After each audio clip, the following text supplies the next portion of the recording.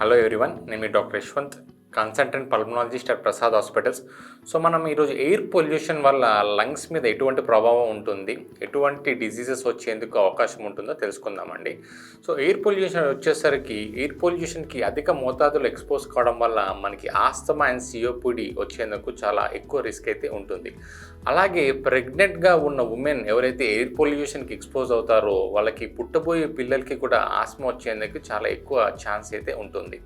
So ఇదే కాకుండా చాలామందికి బ్రాంకైటిస్ అండ్ న్యూమోనియా లాంటి కండిషన్స్ కూడా వచ్చేందుకు అవకాశం ఉంటుంది. అలాగే కొంతమంది ఆక్యుపేషనల్ పరంగా అంటే ఉద్యోగరీత్యా కూడా పొల్యూషన్కి లేకపోతే కెమికల్స్కి ఎక్కువ మోతాదులో ఎక్స్పోజ్ అవుతూ ఉంటారండి. సో వీళ్ళకి లంగ్ క్యాన్సర్ వచ్చేందుకు కూడా చాలా ఎక్కువ అవకాశం ఉంటుంది. సో ఇలాంటి వాళ్ళు ఫ్రీక్వెంట్గా లంగ్ చెకప్స్ చేసుకోవడము, అలాగే ఎక్స్రేస్ లేదా పిఎఫ్టీ లాంటి టెస్ట్ చేసుకోవడం వల్ల మనకి ఫ్యూచర్లో ఈ పొల్యూషన్ వల్ల కానీ కెమికల్స్ వల్ల కానీ వచ్చే కాంప్లికేషన్స్ని ఎంతో కొంత మనం తగ్గించుకోవచ్చు. అలాగే రోజువారీ ఎవరైతే పొల్యూషన్కి ఎక్స్పోజ్ అవుతుంటారో వాళ్ళు N95 మాస్క్ వాడడం ద్వారా ఈ పొల్యూషన్ ద్వారా వచ్చే హార్మ్ఫుల్ ఎఫెక్ట్స్ని ఎంతో కొంత తగ్గించుకోవడానికి వీలైతే ఉంటుంది. సో మీకు ఈ ఎయిర్ పొల్యూషన్ గురించి ఎటువంటి అనుమానాలున్నా, డౌట్స్ ఉన్నా కామెంట్స్లో మెన్షన్ చేయండి, నేనైతే ఆన్సర్ చేయడానికి ట్రై చేస్తాను. Thank you. నేను మీ డాక్టర్ యశ్వంత్.